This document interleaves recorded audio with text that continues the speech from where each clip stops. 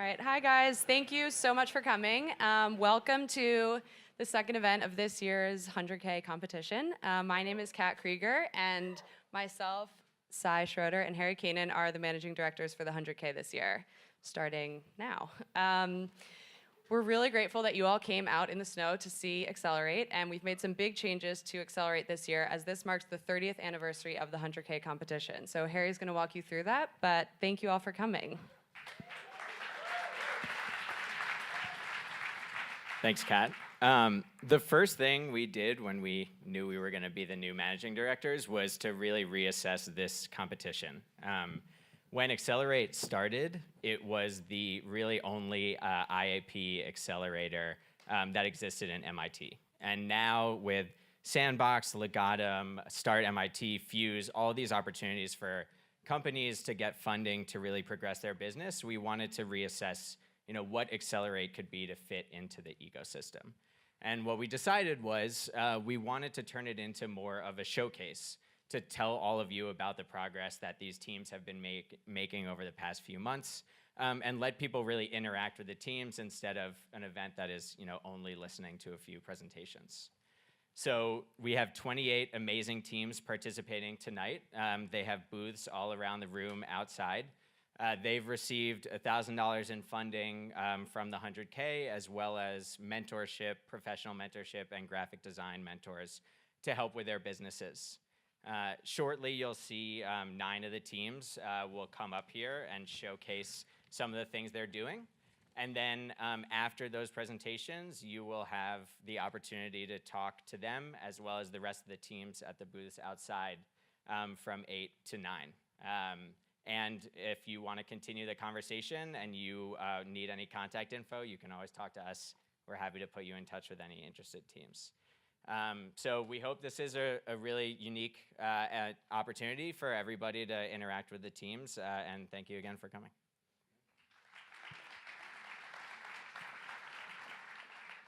As always, we wouldn't be here without the time, the effort, and the dedication of a few very important groups of people. First, we'd like to thank our judges and mentors. Thank you so much. We really appreciate your help, and we couldn't do this event without you. These people volunteered their time reviewing applications and working with teams to ensure that the competition is fair and valuable to everyone that's involved. So a big round of applause to them.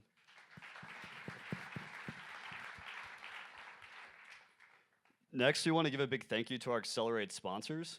In addition to giving us the funding to make it happen, our sponsors also open their doors to our teams and to the organizing committee to provide value wherever and however possible. To our gold sponsors, Morgan Lewis, Wilmer Hale, Goodwin, Wolf Greenfield, as well as our silver sponsors, Sidon and Akamai, thank you for everything you do to make the 100K a success. And also, lastly, a very special thank you to Owl Ridge Wine Services for their generous donation of wine towards tonight's event. Okay, now we are pleased to introduce Ron Chaney, Vice President of Performance Engineering for Akamai Technologies, to introduce the $10,000 Audience Choice Award in honor of Danny Lewin, MIT alumnus and co-founder of Akamai. Ron Chaney has led numerous strategic initiatives for Akamai over nearly 19 years. Ron holds bachelor's, master's, and doctorate degrees from the MIT Department of Electrical Engineering and Computer Science, where he focused on distributed systems, signal and image processing, and computer vision. Thank you, Ron. Thank you. Akamai is once again proud to sponsor the Danny Lewin Prize for the winner of tonight's Accelerate competition. The late Danny Lewin was a co-founder of Akamai along with MIT professor Tom Layton, who now serves as Akamai's CEO. Danny was born in Denver and grew up in Jerusalem.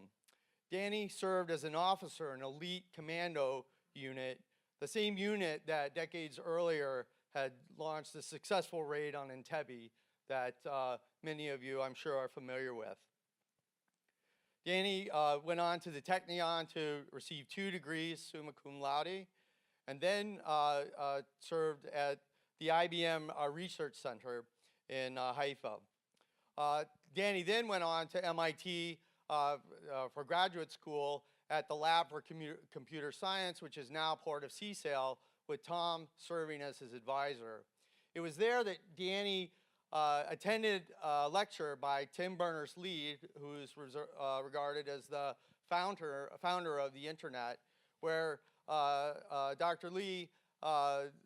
Berners-Lee described a problem that was coming called the World Wide Wait, where whenever there was a big news event, for example, everyone would be trying to get to that source, what we call the origin that was serving the traffic.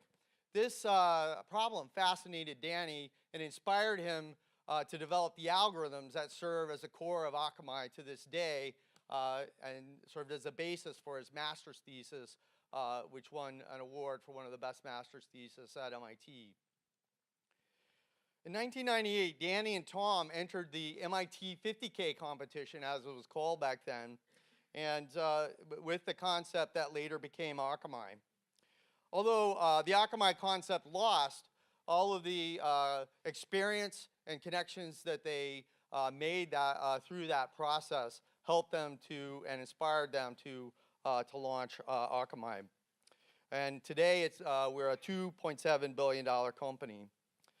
Danny often said that Akamai would have innovative ideas, great people, and terrific technology. But the thing that would make us successful is our tenacity. This is a word that best defined Danny. Danny perished on 9/11 on American Flight 11, and as chronicled by the 9/11 Commission report, he was one of the many heroes on that day. Danny's spirit of innovation and drive for excellence motivates us every day at Akamai. Let me congratulate all the teams on your truly innovative ideas, and most of all, your tenacity for making it to this point. Danny would have been inspired by your creativity and your drive.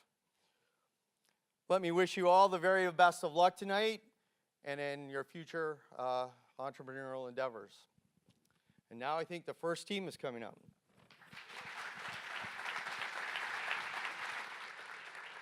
So first up, we have Duo.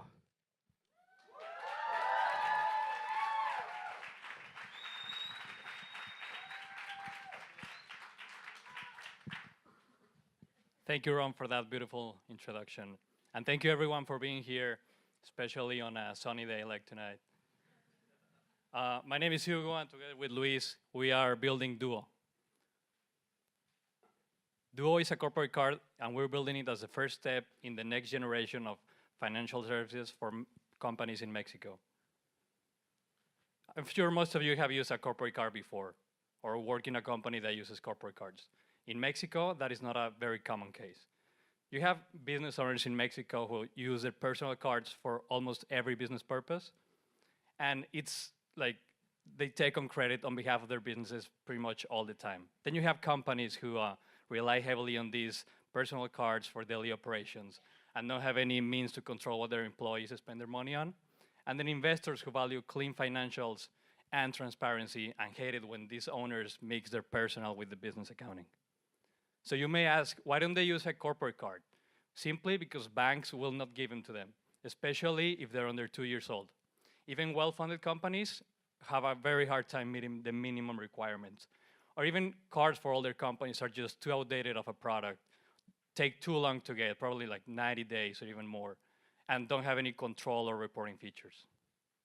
So how big is this market? In Mexico, we have 4 million small and medium-sized companies that represent 99% of all.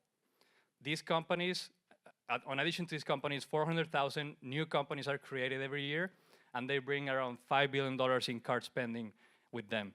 And this is on top of the $50 billion that is already out there on card spending. So meet Duo's corporate card, a card with higher limits, no personal guarantees, instant sign-up, better controls and data, and ERP integration. How does Duo work? It's very simple. You go online, apply, and get approved in seconds. From there, you can start using a virtual card or just wait a few days and you receive a physical one in the mail. You can set rules and limits per card per user right from the app. You can get instant notifications and approval requests for expenses even before they happen. You can capture and manage receipts automatically just by emailing them or via SMS. You get better reports and data in real time. And the best part, you get rewarded by using Duo. How will we make money? Every time someone uses a card on pretty much anywhere, there's a transaction fee that the merchant has to pay, and Duo gets around 50% of that. Second, we plan on giving up to 5 free cards to every one of our clients and get a fee on any card on top of that. And third, we plan on getting a portion of all the deals and discounts that we get and sign through our rewards program. So we'll start with tech companies in Mexico. We already talked to a few companies in Mexico, and 6 of them expressed interest in piloting our product over the next summer. And these companies are well-funded but don't have access to credit. They're big and active spenders on card. They're owners, of course. They care about control, integration, and service, and they have a growing and scalable business. We're working with a few APIs to connect their bank accounts to our own card so that we make sure that we get paid on time every time. And cards are just the beginning, guys. We at Duo believe that by acquiring customers early in their life cycle, we will be able to provide more credit solutions for them in the future. In Mexico, there is a $60 billion credit gap that companies are desperately trying to cover to continue growing. And we're aiming to help them do that. Come please say hi outside on our booth. We're looking to expand our team with people with a passion for fintech. Thank you.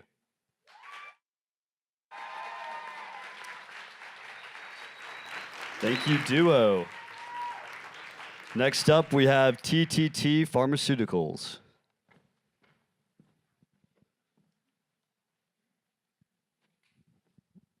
Good evening. We are TTT Pharmaceuticals, and we are making the next generation of drugs for relapsed blood cancers.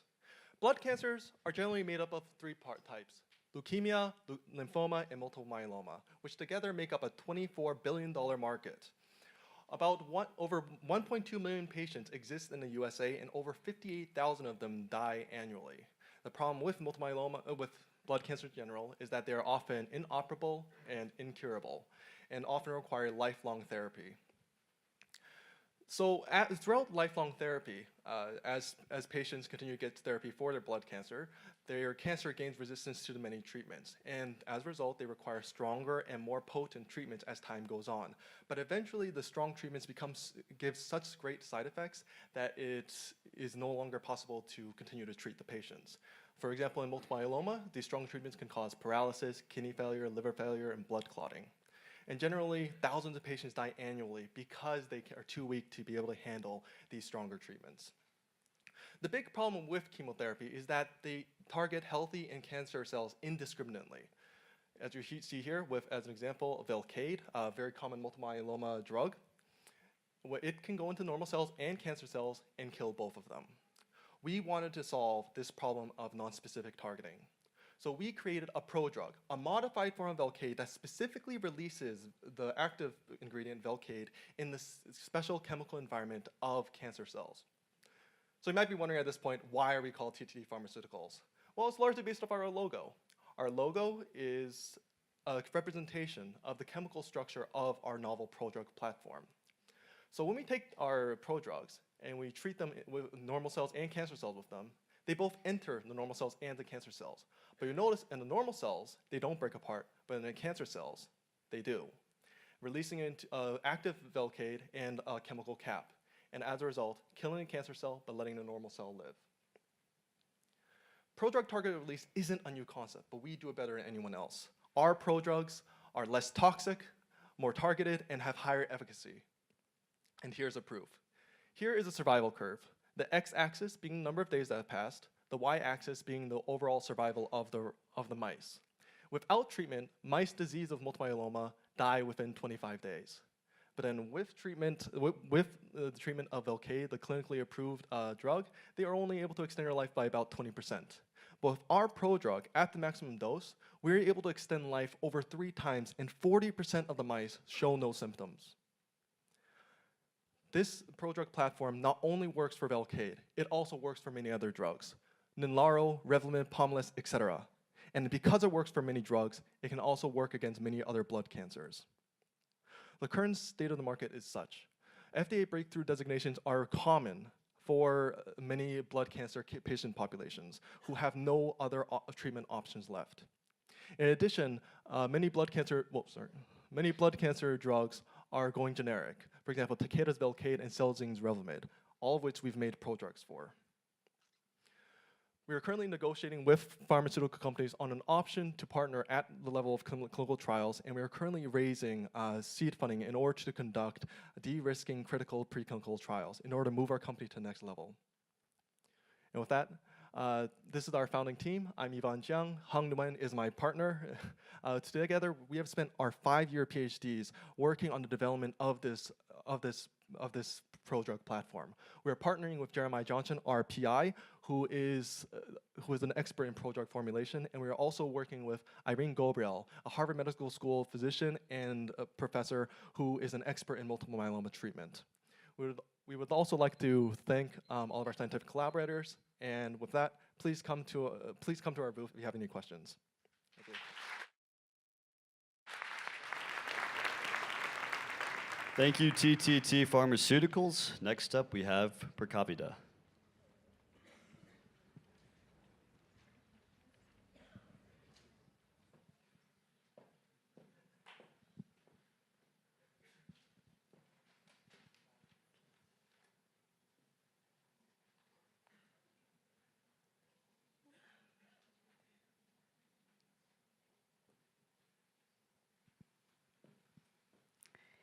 Imagine that you are very sick. You go to a public service, and then you wait 6 months to have access to a specialist and have your disease diagnostic. This is the reality of most people in Brazil. Our solution is Precavida.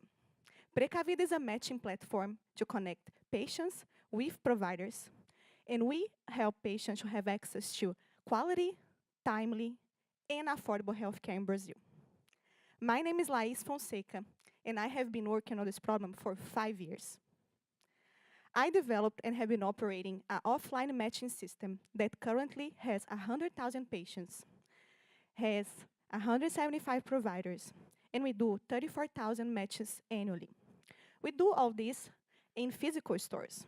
So our goal is to design a scalable solution with online scheduling, electronic medical records, healthcare concierge, and AI systems to become a one-stop shop platform for healthcare services. Our goal is to achieve 12 million patients, 5,000 providers, and get 18% of market share in Brazil. So why this problem is so important? I don't know if everyone knows, but in Brazil, 75% of the population doesn't have access to health insurance. People wait on average 6 months to have access to a specialist and have their disease diagnostic. And they can't afford to pay for the private insurance company. The cost is prohibitive. Could be 62% of the family monthly income. And they lack support in the decision-making process. Our solution, Precavida, helps patients to pay 40% less. We do timely consultations, same week, even same-day appointments. There is no monthly fee for patients, and they have easy access to a high-quality provider network. What about the doctors on the provider side? Providers receive a very low compensation from the public and from the private insurance companies. They receive around $15 in Brazil. In US, it's $75, just to compare. They work 78% of their time in multiple clinics, and they have a high rate of last-minute cancellations, 45%. Our solution, Precavida, pay 30% more the doctors. We have a guarantee payment with our prepayment scheduling system, and we optimize the schedule, reducing idle capacity.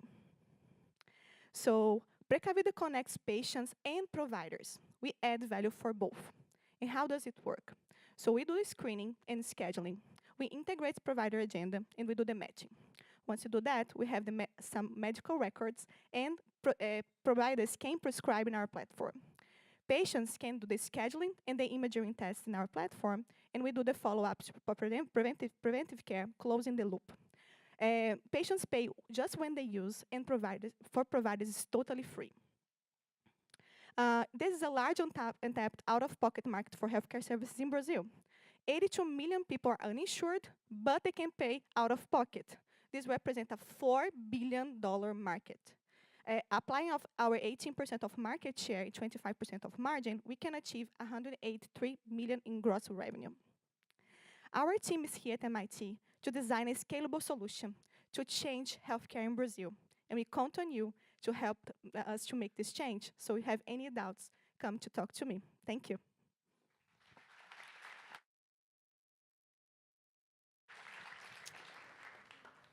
Thank you, Prakavita. Next up, we have Bandhu.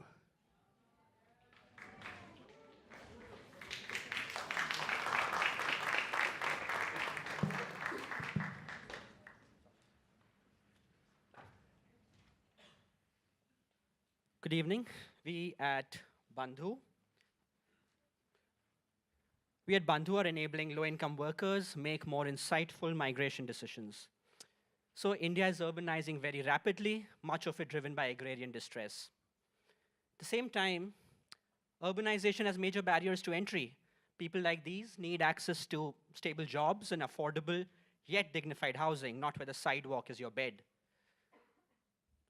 But for people like these, urbanization is neither linear nor immediate. They're constantly in flux, caught between a rock and a hard place. So in fact, migration is cyclical, and this is exactly how India is urbanizing. So 150 million people do this every year, constantly chasing wage differences between rural and urban networks. So a young boy working on his father's farm 9 months in the year spends 3 months in a city earning an urban wage when there's a drought in the village.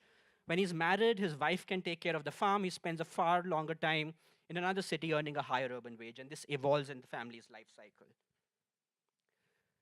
One such person we spoke to, Raju, his crop failed, so he called up an uncle in Mumbai who got him a low-wage labor job, also connected him with a broker who got him a room in an informal settlement. When he got there, this is what he saw. But the biggest surprise, there was no toilet on the property. He had to pay per use a toilet, and it was a bout of diarrhea, literally, that showed him he could pay up to 30% of his rent on toilets. Running some discounted cash flows for such settlements, I realized if you bundled all the amenities, formal and informal housing per square foot costed almost the same. And it's not just workers like Raju, but even employers looking for blue-collar workers, landlords looking for tenants, all have to face this process full of blind corners. Much of the value is milked by middlemen. And what Bandhu tries to do is rationalize this market for the underserved by minimizing this information asymmetries through a three-way matching. So Raju gets onto our platform. He lists his skills, where he's from. Of course, the most important thing, he puts in how much he wants to send back home every month. And based on that, the three-way matching shows him where most of the jobs are. For each city he enters, he sees the job and bundled housing options. For each housing option, it breaks it down for him, his utilities, even his transport and grocery costs. He knows exactly how much he can send back home. And of course, the final choice, whether to live by the sea or inland, is still with Raju. Enabling conditions are great in India at the moment. Data rates are the lowest in the world, and cell phone penetration rates at 68%, rapidly increasing.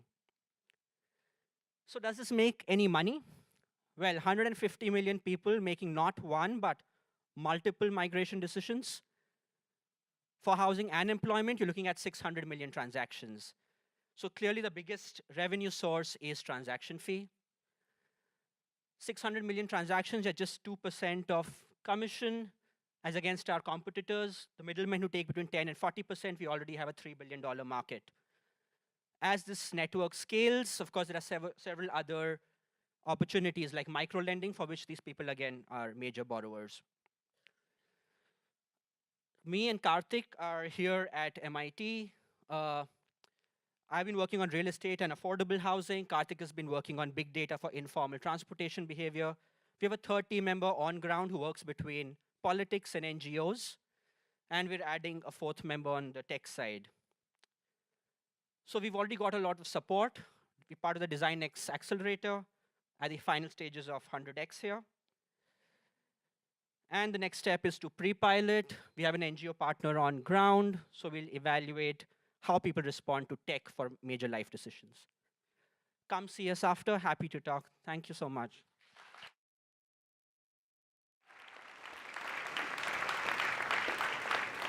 Thank you, Bandhu. Next up, we have Hints.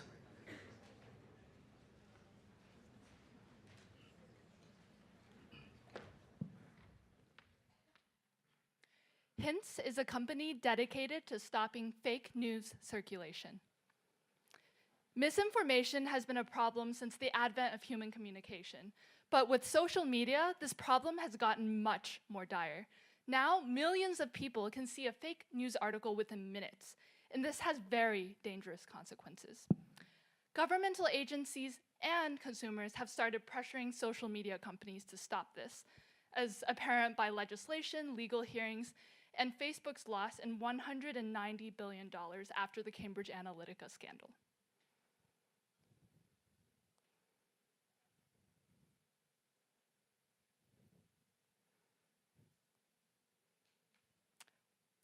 Current solutions in fake news are all human-powered. Google and Facebook both have started hiring thousands of employees and dozens of independent agencies to manually sort through fake news that is user-labeled. Current research in fake news detection is mostly focused on machine learning and natural language processing, and this hasn't been very effective. A lot of these methods have been proven to be inaccurate and also easily fooled by adversaries. Fake news is a multi-billion-dollar projected industry, and today, Hints is presenting the first automated, reliable solution. Our Hint solution is an explainable artificial intelligence algorithm that uses network analysis instead of content analysis, as most of our competitors and researchers are doing. Because of this, we are actually medium independent, which means that we work equally as well across audio, video, text, and images. The Hint algorithm was inspired by the evolution of web search. At first, there was stuff like Yahoo directories, in which humans manually labeled articles. And then there was TF-IDF, an automatic algorithm that extracted keywords. And now every search engine uses a network tool. Hints uses the special network property of social media that people who have shared fake news in the past are highly likely to do so again in the future. Our algorithms have actually had success on live Twitter data. A few months ago, there was an incident with Jamal Khashoggi's murder, in which case many trolls attempted to use #Khashoggi to purport fake news. We took these fake news articles as seeds for our algorithm, and we were able to find fresh fake news articles of Beto O'Rourke funding the migrant caravan. This is how Hints works. First, we have a few seed articles. They can be months old or fresh. And then we start building our network. Each node in our network is an article that is shared by a post on Twitter, a post on Facebook or Reddit. And two nodes are connected if there's an individual in common that has actively and visibly interacted with both articles. This means a like, a retweet, a share, or a comment. Very quickly, starting from this seed, we were able to see two distinct outliers. And our algorithm identified those outliers for us. And we saw that these outliers were actually fresh fake news articles of Beto O'Rourke funding the migrant caravan. What's really cool about this is that our Hints algorithm is topically unrelated. So you don't have to have topic or content understanding to find new fake news. Our business plan is mostly B2B subscriptions to top social media giants like Facebook and Twitter. This is a multi-billion-dollar projected industry. We're also in discussions with the Department of Defense regarding consulting contracts, particularly for the upcoming 2020 presidential elections. We're also partnering with Maidan, the top journalism software distributor. Fake news isn't just a multi-billion-dollar economic problem. It's also shaking the fundamentals of democracy. And Hints is the first trustworthy automated solution. Thank you.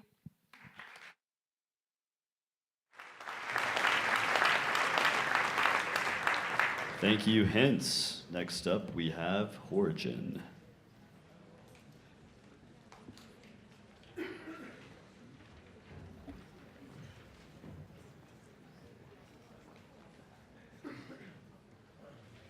The world of mobility needs to drastically improve.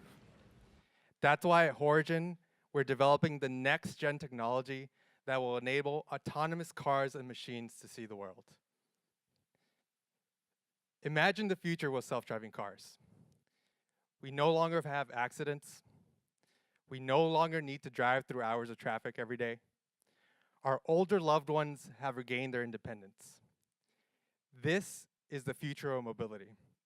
This vision is why every car company is building self-driving cars. However, self-driving cars have fallen very short of expectations.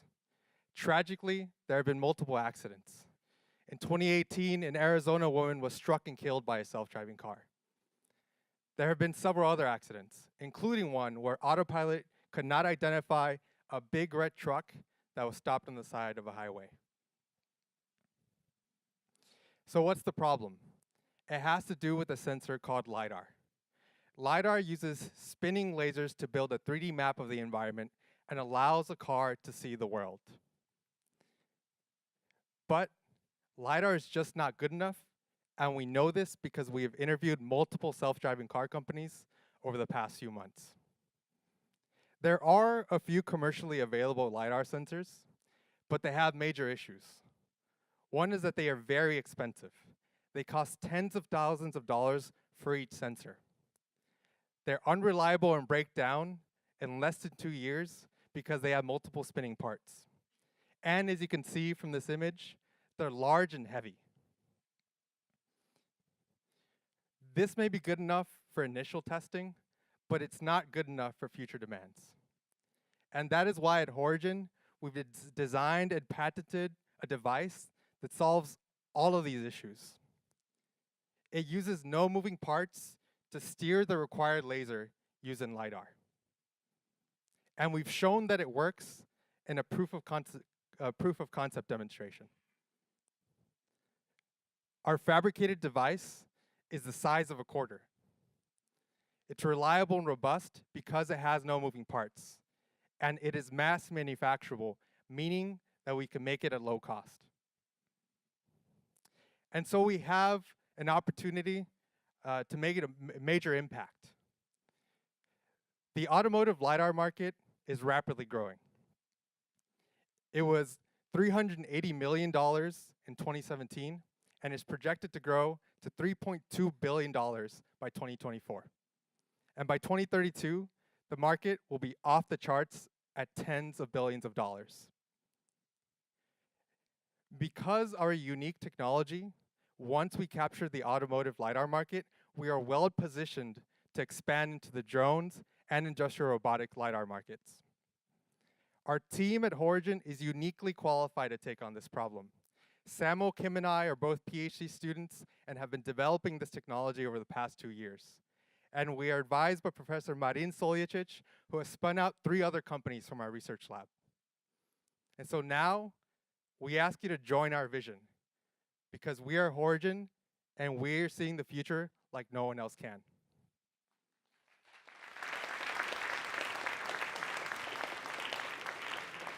Thank you, Origin. Next up, we have Umbulizer.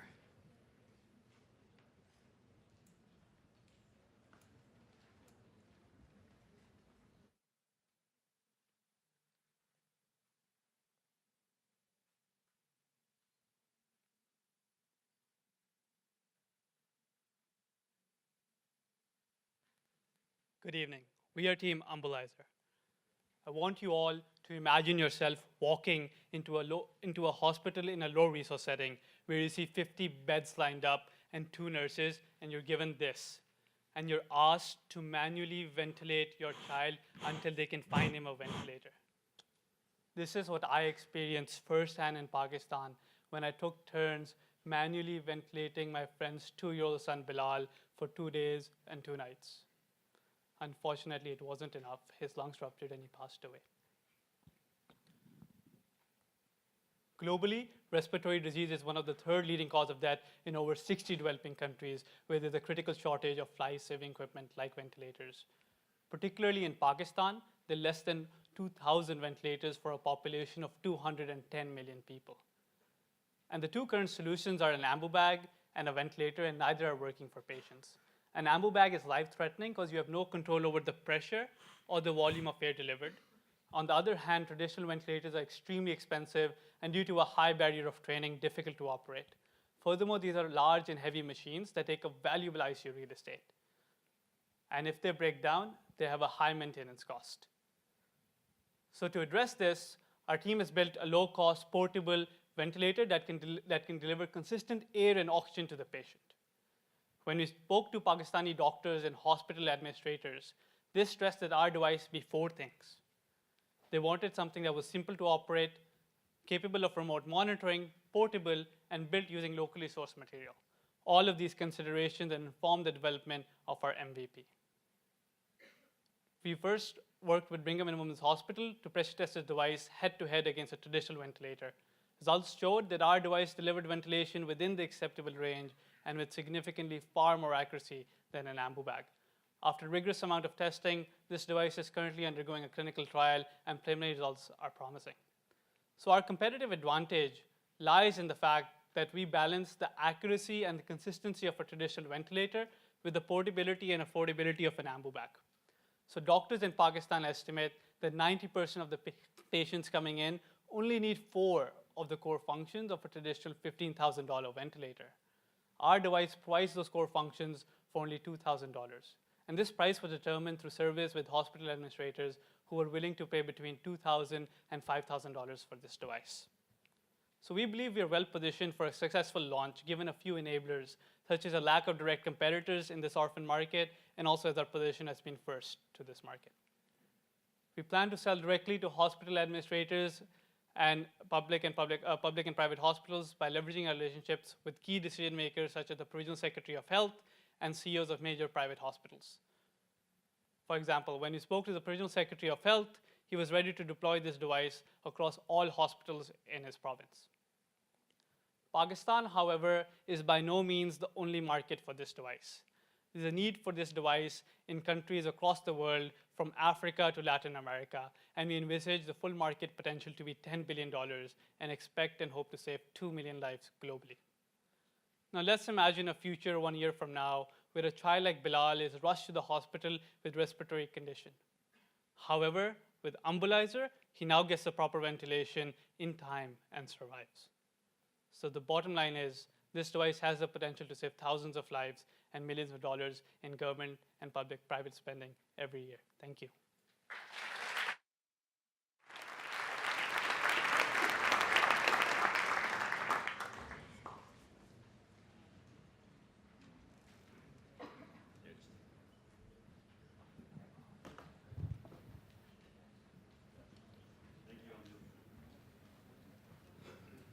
Thank you, Ambulizer. Next up, we have Delta Band. All right, guys, let's make some noise for Delta Band. Woo! Woo! So this is our slideshow.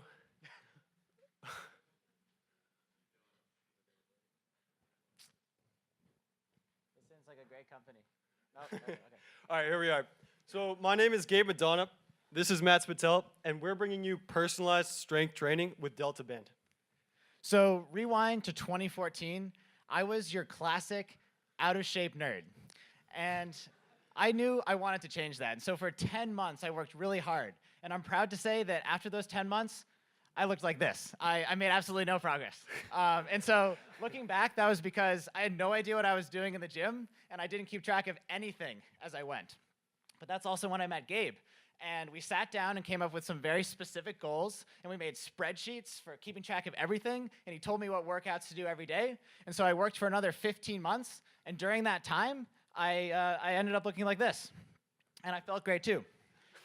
And so I'm not alone in going on this journey. We talked to hundreds of other people, both beginners and veterans, who were looking to make some kind of progress in their fitness journey. And they were all held back by a lack of direction, data, or structure. And that's when we realized this is a really painful and prevalent problem within the strength training community. So that's why Delta Band is solving this problem at every step of the progress cycle. First, we allow you to know where you are with our wrist-worn wearable, which automatically logs your workouts, allowing you to collect this information 50 times faster. Next, once you have this valuable information, you can actually set and keep track of your progress towards personalized goals, doubling your success rate. Finally, DeltaBand's personalized guidance engine is with you every single step of the way, telling you which exercises you should do, what to eat, and how to break through your plateaus, making you get to those goals with 50% more speed. And in all, DeltaBand knows where you are, where you're going, and how to get there.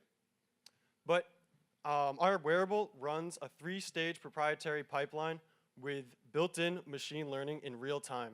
Our software automatically detects your exercises and your reps and has achieved 99% accuracy across 50 exercises on both veteran and novice lifters. So some of our competitors have attempted to build workout trackers like this, but between all of them, they haven't even been able to attain 80% accuracy.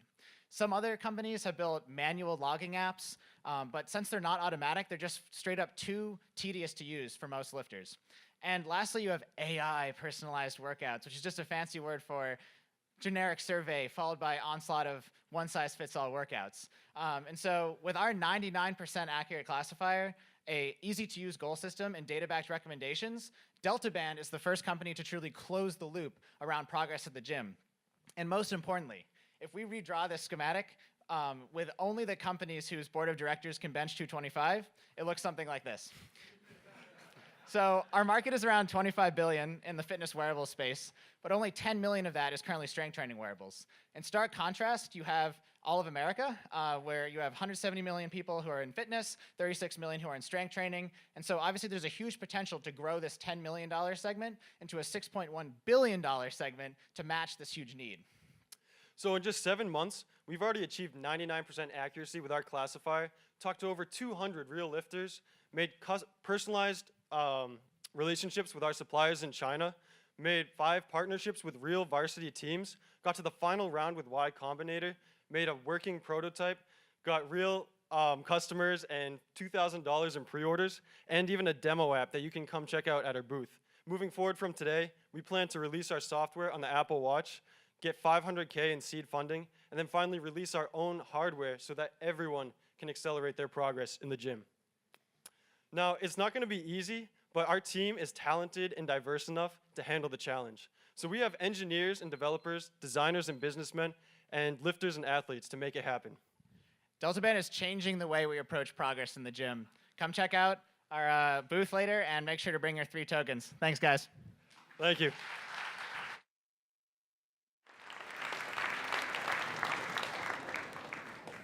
Thank you, DeltaBand.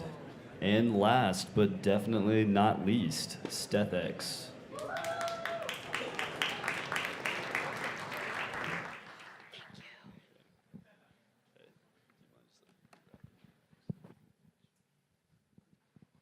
It's 2 a.m. and down the hall, you hear your daughter crying.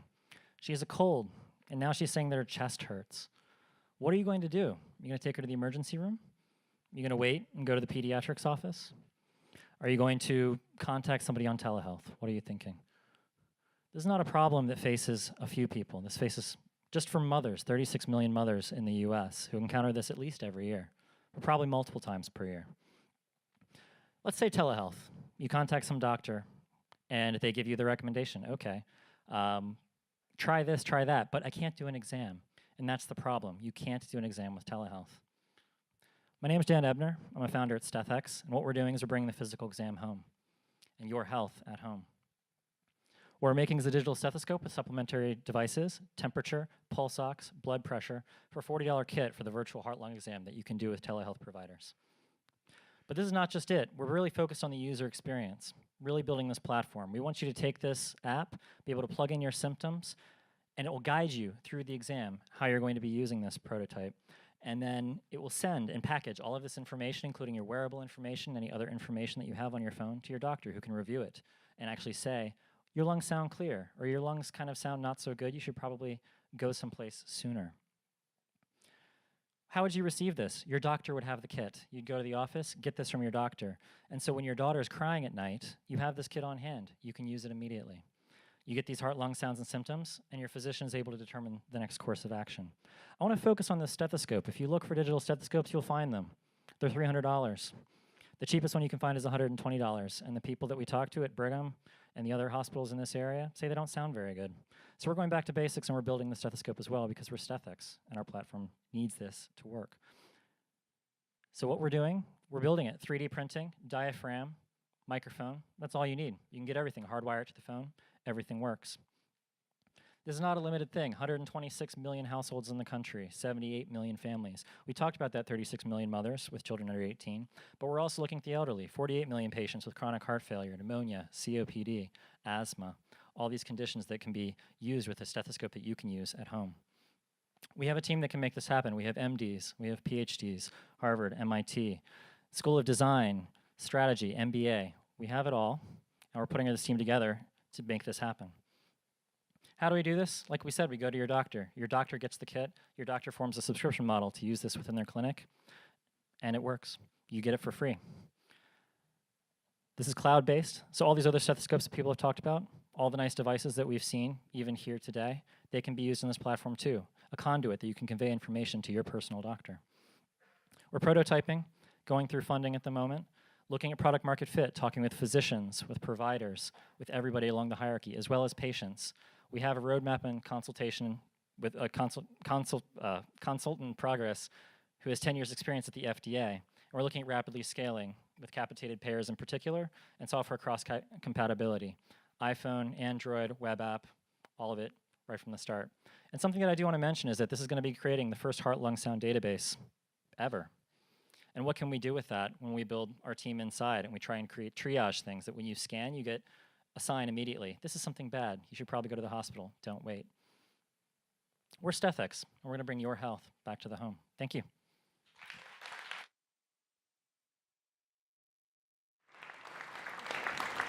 Thank you, Stethics.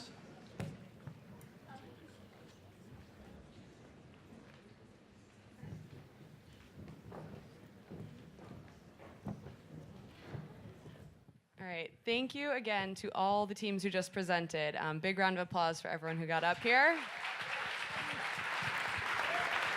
And in the next few minutes, we're all gonna be transitioning to the second half of the event, but I'm gonna right now ask all the teams, not just presenters, to make your way back to your booth so that you're ready when we exit.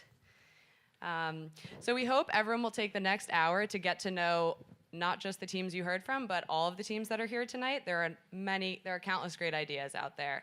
And keep in mind that the map and the team descriptions are on the handouts that you picked up when you checked in. In addition, all of you should have received 3 green tickets when you checked in. And this is how you're gonna vote for the Audience Choice Award. So after you make your way around the booths and learn more about the teams, there will be a table set up with ballot boxes. You can divide your tickets as you see fit and put them into the boxes that you want to vote for. We will announce on Friday the winner, and the team with the most tickets will win the $10,000 in non-diluted funding. And in addition, the top 3 teams will be automatically advanced to the semifinals of launch, which is on May 15th. So mark your calendars. We also just want to take a minute to thank the 100K planning team. This definitely could not have happened without their time and dedication. You'll see them around with the red lanyards, but just want to give them all a big round of applause.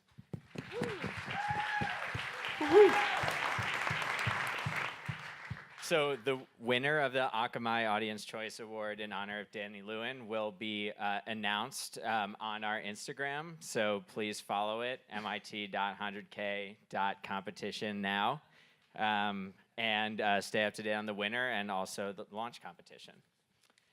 So now just make your way out towards the reception area, start mingling with the teams, and thank you again for coming. Thanks, guys. Thank you.